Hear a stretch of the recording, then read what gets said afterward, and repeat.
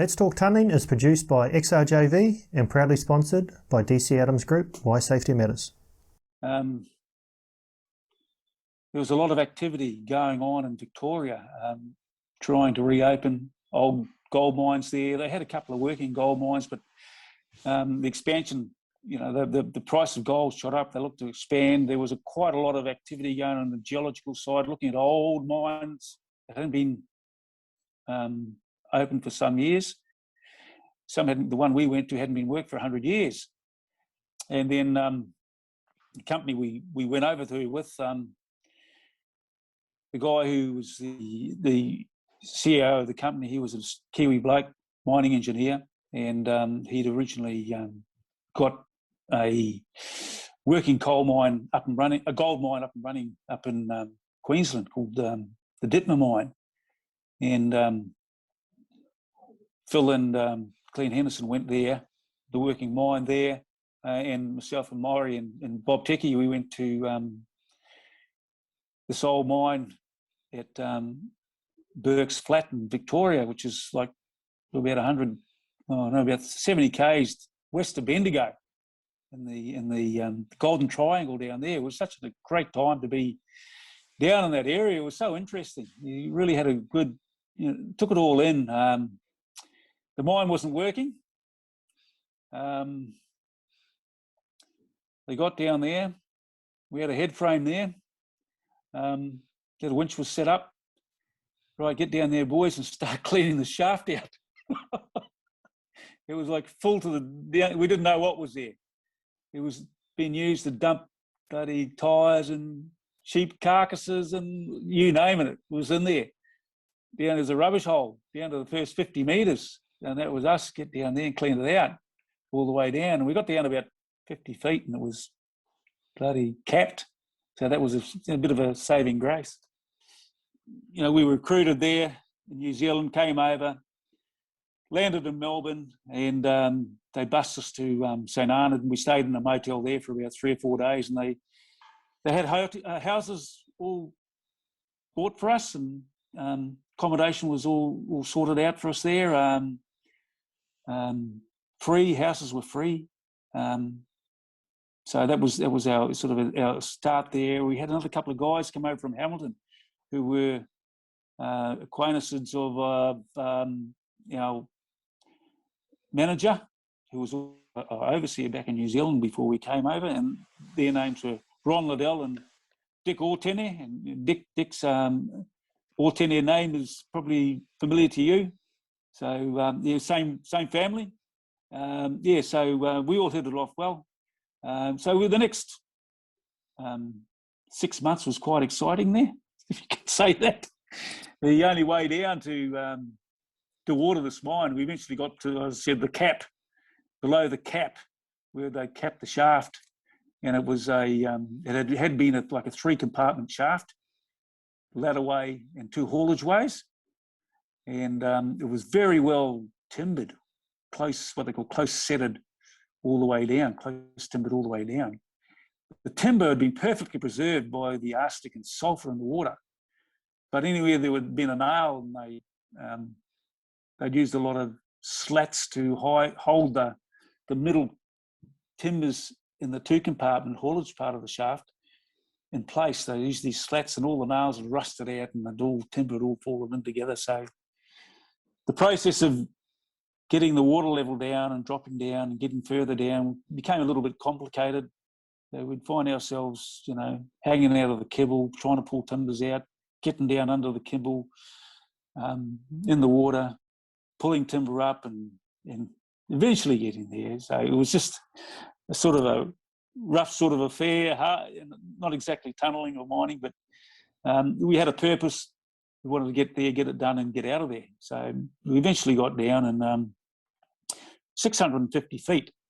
That was the level at which I think 7th level of that particular mine, 650 foot down. And we were staying in a town of St Arnaud in Victoria, and they were all very hospitable towards us. Saturday nights, go and have a few beers there, we'll take the families along for a meal. 10 o'clock, and that if we were still there, they'd shut the doors and look after us, so free beer and stuff like that. It was a fantastic time with all the activity going on, and there was nuggets being found all the time. The most famous one down there, I suppose, was Rock Stranger Nugget. But at the time we were down, they found this big thing called the Hand of Faith. And just around near where we were, it wasn't far away. It was just exciting, and we all took a great deal of knowledge out of it. Got really interested in the gold mining side of it, and the history of the area was just fantastic. We weren't far from Ballarat. The big mining museum was there in the historic village. Living Museum was all part of regular visits, and close to Melbourne. So I had family in Melbourne. And it was just a great place. But I think we only spent like 12 months, not even 12 months there. So we got this. We were still doing the watering part. We managed to get down the bottom. Particular day, we were doing a hangi for the local Aussie Rules Football Club. It was a Saturday afternoon, and here's a story for you.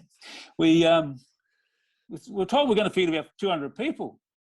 And late in the afternoon, and we'd served up 400 meals, and we still had food left over. So then we get a phone call. The pumps had stopped. We had like 3 pumps in line in the 650 foot. The pumps had gone off. One of the pumps had blown. Unfortunately, there was one down the bottom, and we took 2 months to get that water level back down again. We were pumping a hell of a volume of water. I can't remember the figures, but it was just a hell of a volume. We pumped out the whole of the mine. Yeah. So we got the water level back down again, and that was a thing. We had it under control. We got proper high head pumps in, and managed to get the geologists in there, and they wanted to look at all the old stopes and that was still able to be accessed. And they got in there, did their work, and found that there was still, payable gold in the stopes and the headings and that. The only reason through the old gold mining records, or the old mine records for that particular mine, were the rockets got too hard to drill, and it was all hand drilling, hammer and tap to excavate those old stopes and headings and that. And so we did what we could do there, and then that was it. Wrapped it up. And moved up.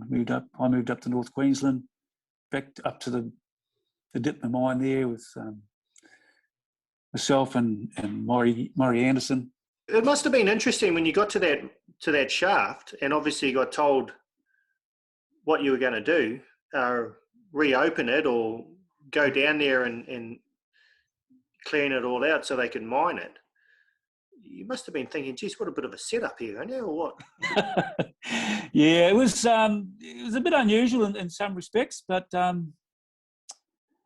really I think they knew what they were going to do. It was probably, some guys were saying it's probably a tax write-off or something like that, spend this money on excavation and on exploration, and there was probably some sorts of incentives from the state government and all these sorts of things where money could be made, so long as you achieved an outcome and that you got someone down there to evaluate things. So yeah, that was basically it. I think. Yeah, we had a good time there.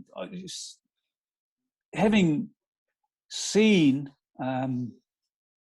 what we uncovered on the way down, it was just not just the shafts, the shaft and the way they did things in those days. I got quite excited about seeing how the pumping setup was in those days. It's what they used, what they call a Cornish lift, and because there was no, there's no diesel engines, there's no compressed air, there was no electricity. How they pumped the water, they had a steam engine on the surface, and was still, as well as being called a Cornish lift, it was also called a beam engine. So the steam engine was linked to a great big beam, 6x6 beam that travelled the depth of the shaft, and as the steam engine operated on a big wheel, it lifted the beam up and down. So with lifting up, there was a series of cast iron pipes all the way to the bottom, and a flapper valve there, if you can imagine. You lift the beam up, the flapper valve comes up, water comes in, flapper valve goes down, the water gets pushed up the pipes. So that's how they dealt with water in those days. But because of the length of the beam and the weight, about halfway down, there was this great big thing like a seesaw. And it was like about two 600 by 600 20-foot beams joined together and a great big box of rocks on one end. It was like a counterweight to help lift that beam up halfway down. So it was too much for the steam engine on the surface to try and lift the whole lot up. And you imagine the weight of that one steel beam, like 6 by 6, 650 foot long. And then the other amazing part of it was at the bottom of the 650 foot shaft, there was another crosscut, horizontal crosscut, went across probably about 100 metres. Well, not even being that long, 100 feet, say 30 odd metres. And there was another inclined shaft at about 70 degrees, which went another 500 feet down from there. So they transferred that action of the beam engine going up and down across to this other shaft. So it looked like a heap of seesaws joined together on H-frames. And it was just feeling, so this is how they did it. So, wow. A eureka moment, yeah. So it was just really interesting from that point of view. I mean, there's a lot of stuff left down there. We found bottles and, anything that had steel on it was rusted out, but all sorts of other things, shovel handles and stuff like that. And yeah, it was just amazing. Yeah, just to see something like that had been created like 120 years before. So yeah. Wow. And then back up to Queensland, you were saying? Yes, we went up there, and it was a working gold mine up there, and it was new for me. We hadn't done that sort of thing. Same thing again. The company that provided us with housing was the Plus. We'd done a short stint there for about a month, and then back down to St Arnaud. And we were doing a bit of exploration work in the hills around there. The geologists had uncovered some leads or some gold prospects that they wanted to have a look at. So we found ourselves digging shafts in the most unbelievable places in the 50-degree heat of in the summer, or doing a tunnel on the side of a hill. Got through that, and they never amounted to anything. So we ended up back down to the mainstream part of the mine. It was just very labour-intensive stuff, all airleg, of course. Different methods they were using there. So I read up a bit about it, how we were doing things, and compared them to how other mines were working. And we were very small scale. Ended up what they call shrink mining, where you probably have a 30 metre stope, 100-foot wide stope, create all these draw points where you shoot the ore off the footwall, and that between the two footwalls, the footwall and the can't hanging hanging, yeah, footwall hanging, yeah, and very slow method of gold mining, in that you shoot, you draw off so much, level it off, and then do it all again. They changed the methods of mining there a year or so later, and we just sort of went to what they call slot mining, and you drilled and blasted down onto a area that sat above where they'd come along with the rail wagons and scrape the dirt into the wagons, or let it run down and fill wagons like that. And that sort of lasted for a couple of years, and then we virtually ran out of ore there, and we had to close the mine. That was like just beginning of 1984. But we had a great time up there, the Whitsunday area. I was playing rugby up there, started a rugby club. I was a foundation member of the Proserpine Sunday Rugby Club up there. They were a great rugby league side. Phil was heavily involved with the rugby league there. They was a very successful rugby league team in the local comp. But there's a lot of guys here that come from private schools, I think, that come back to Proserpine, and they were cane farmers and that sort of thing, cane farmers' kids. And they weren't sort of really into the real seriousness of the league. They wanted something a bit more, social. So they formed this rugby union club, and they're still going today, I believe, yeah. And so we had to make the decision. There's no work here, and that's when I came down to New South Wales. So there was a rumour of a tunnel project going down at Avon Tunnel, rail tunnel, down there in the Illawarra area. So came down and stayed with some people in Sydney for a while. And I was only there for about a week, and nothing came of that particular project. It was always being put on the back burner and that sort of thing. But I had a couple of mates working up here on the Central Coast, and they were doing a job out here at Norah Head on the Norah Head particularly sewerage tunnel, 2.5K tunnel that was going out to the rock shelf there at Norah Head. And my old mate Kevin Abraham and Graham Wackle were both working on it. So I thought, we'll go up and see them for the weekend. So it was a Friday morning, and he was on afternoon shift. So Robbie and I, we drove up from Sydney, and about 8 or 9 o'clock in the morning, and the super came out from the job just to let Kevy know, a couple of blokes have snatched it on night shift this morning. He said, do you know anyone needs a job? So that was it. Yeah. So that was the next stage of my career, was there. Back into tunnelling. Oh, mate, it was fantastic. Drill and blast, all rail-mounted gear,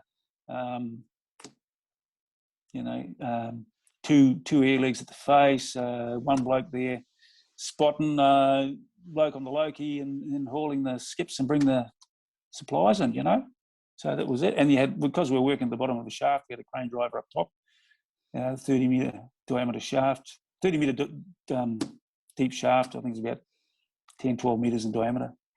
And, and that was me for the next 18 months, yeah. You had a good superintendent by the name of John Mitchley. He was pretty switched on, He was a great bloke to work with, very knowledgeable, and clever bloke. He'd do all the surveying down there as well. So very well organised, and because it was only a small tunnel, we weren't able to put a switch or anything like that in there. So as far as moving wagons up to the face and from the back of the rake, we had a cherry picker in which you sort of shot a bit out of the roof. Had a little winch there. You lift the skips up, the empty ones, and you pushed the empty skip up to the mucker when you're mucking out, pulled it back, grabbed another empty skip, hooked it up, drove back out under it, put it in the front of the rake, and pushed it up to the mucker like that again. And that was about 6 skips for a full rake of drill and blast, 2 metres sort of thing, 1.8 metres. And that tunnel was only about, I think about 8 foot by 5 foot or something like that, 8 by 6. But interesting job. And that went really smoothly. Probably half in sets and half in sort of rock section. So it sets. That's why, as I mentioned before, about my first encounter with standing sets and timbering in Australian conditions, and that they would muck out and stand the set and timber up. So you just got used to it. Okay, that's the way we do things here. Let's move on. So that was a great little job, and because the people the company we were working for then was very well connected tunnel wise. So I think Johnny Gardner joined us down there and that is, yeah, it was all, you know, part of his family that were, that was their business. So yeah, the company we were working for, labour hire company anyway. It was great to work with him down there on that job when I first met him and that. So yeah, it was different. It was a great job. It was just something I'd done, you know, and I just loved doing the way we were doing things there. Got the excavation finished. There was a little bit of detailed work right at the end where the outfall actually was, and that great big chamber. Well, I say great big, about 3 meters by 3 meter chamber, and that stopped short of the rock shelf, and that's where our excavation finished. And they had a dredge excavator thing out the west below water level. I can't remember the exact details of it, and then flood the whole thing after concreting, because the whole thing was concreted with concrete profile, and then it became put in use as a sewage outfall tunnel for the local sewage treatment plant with tertiary treated water. So it was, you know, pretty well near safe to drink. That's how good it was, and it's still operating today. So yeah. Wow. And Nigel had joined us there. It was a great little job. We were getting bloody good money, bonus-wise, eh? But I had a couple of mates who I knew that I'd worked with previously, and they says, look, Greenie, if you don't come now into this while they're putting guys on in this particular mine, you might not get a chance later on. So that was a signal to me to, okay, maybe I've got to give something else a go. There was other things playing in my head at the same time too. But I said, well, this would be something different. So to go and join the coal. That was about October 1985. One thing that pushed me was the fact that my kids were in high school. And we talked it over, and back then we were only doing like 8-hour days, 6 days a week, 5 days a week, 6 days a week. The guys tended to move their families with the jobs and that. And by that stage, we'd lived in 3 states in 4 years. And I didn't want to be moving again. So the coal came up as a long-term prospect. Like I said, my kids are in high school. I didn't want to move them around and that. And we made the decision, we'll stay here. And then it worked out really well. And look, we've stayed here. It's 30 years. So in that time, I haven't been without work. But it was a conscious decision to try something different. I'd been gold mining, and tunnelling, gold mining, back to tunnelling again. And the coal mining offered something in. So I'd been probably underground, 7 or 8 years at that stage, but I was treated as a clean skin. That's really annoyed me. The mine I started at, they'd recently done extension work, development work to go down to their lower seam, and that's why they were putting blokes on. They were mining 2 seams, so they needed development and that. And so I got there, and I had to spend like 3 months on day shift before going on to night shift. So that was the setup. You went on a permanent shift. You had a seniority thing. You started on night shift. You worked your way through seniority-wise to get the day shift. It might take you years. So I stayed, went there, and ended up on night shift for a couple of years. But still, with the new setup and the bottom seam, they still needed quite a bit of shop firing work done. So that was sort of up my alley, and that just doing overpasses and belt roads and things like that needed to have their roofs shot down to get higher. They had to be situated higher up on the roof. So I still got a bit of variety there. Otherwise, it was just maintenance work for the first 12 months or so before I actually got involved in any coal mining work work, development work. So that seemed to just flow on. With the maintenance side of things, we're on a 4 shifts a day roster. You did the maintenance on night shift at that stage, and 3 production shifts, they're all overlapping. But it worked out well. It was okay. The hours were cut right back. Money was only probably 2/3 of what I was getting tunnelling wise. But I mean, the money in the tunnel wasn't going to last forever anyway. But I got thoroughly into that. Ended up driving continuous miners there at that pit. Must admit, they had quite a variety of miners, and from dual pass, single pass with bolting rigs on them and all that sort of thing.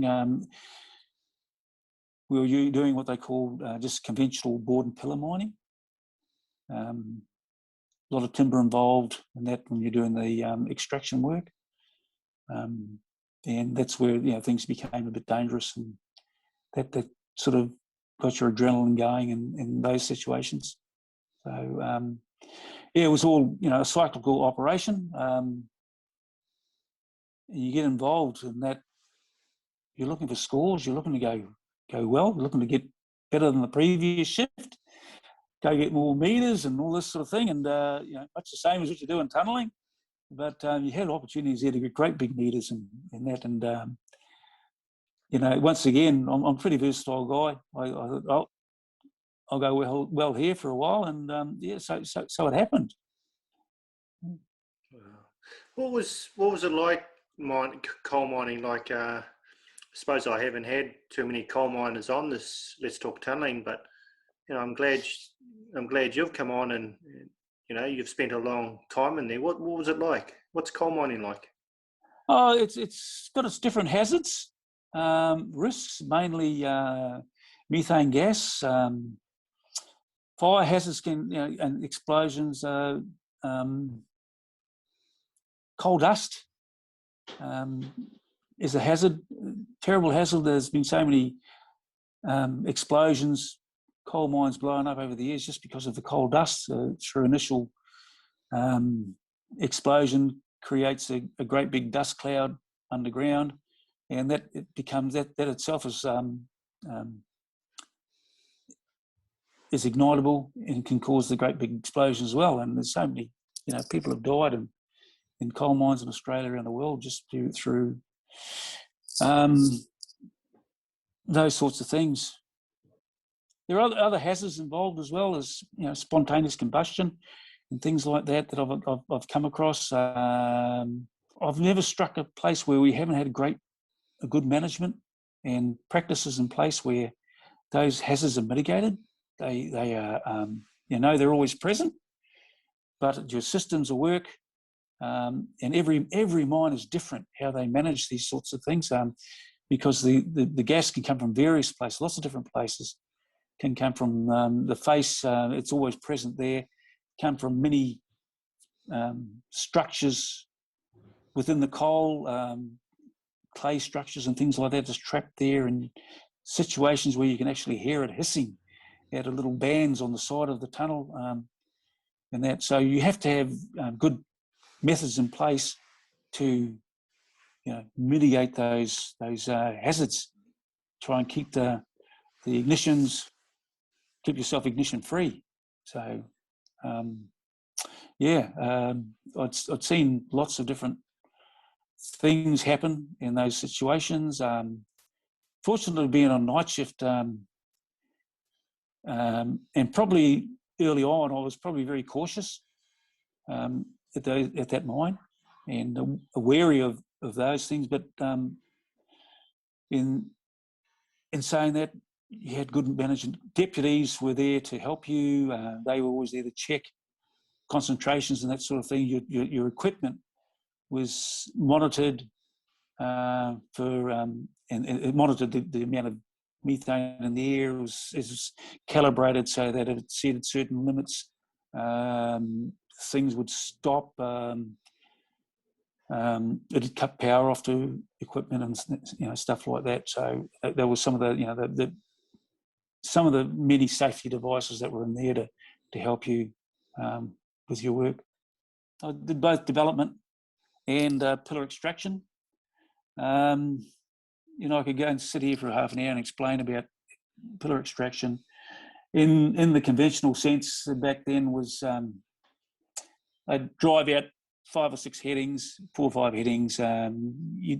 Your belt road and your travelling road, they were what they called your intake roads, where your fresh air came down, and then generally either side or down one side headings were your return roads, where the fan created the suction to bring all the dirt or the gas, hot air, dust out of the pit, out of the area you're working in. You might have 7 or 8 different working areas in the one pit, which, what happened with us back then, in that particular pit I was at that stage. So it's all regulated.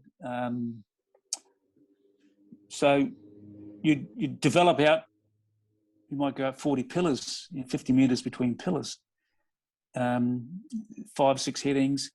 And then once you reach the boundary of your lease, you'd come back and you start extracting all that coal. And depending on what your roof conditions or what was above you, how deep you were, that determined how much coal you'd take in your pillar extraction. So in those days, we used to do what we called split the pillars. So you'd only usually work a 6 metre piece at once, 6 metre wide length of pillar, and you'd extract that off. Once that extracted out, that you'd retract and you'd come and do another split right across the whole panel, and then take another 6 metres. That area that you'd taken out would eventually fall. That's what they call the goaf. So if you didn't extract enough each one of those lifts, and each one of those lifts you'd stand what they call breaker props to support the area you just extracted as you moved back another 6 metres and took another 6 metres by 6 metres length of coal. So at some stage, that area would fall in, which is what you wanted it to do, that area that you'd extracted. So you can grasp that. That's sort of your conventional board and pillar mining. So you get back to the end of the last pillar, right? And you'd have, at the end of each pillar, you'd have to leave a little bit there, what they call a stook on the end of the pillar, like about 1 metre by 2 metres on one end and half a metre at the end that you'll sort of got your continuous miner at. So that when you moved across the intersection and started doing the same on the next pillar, you had a little bit of protection there. But sometimes you wouldn't realise how thin that pillar was, because you had, you understand about Brattis and directing air and that sort of thing.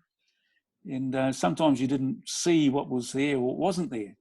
So it could, at times you got into some tricky situations where perhaps it fell before you expected it to. So, so you sort of took note of these things, and everything was fine though. You generally were safe in that if you did the right thing. So the guys in there, we were coming to a situation where these were all former state collieries, coal mines, and the writing was on the wall. They were supplying coal to the power stations. Private mines in the area, and there were some, they were pressuring the power stations to open up their supply so that they could contract or tender to the coal mines for their coal. So they're under pressure to become more efficient, get their coal out cheaper, and it led to a lot of friction in that particular place, the mine I was in then. And I could see the writing on the wall there. I'd eventually moved to what we call weekend roster, and we were nailing it.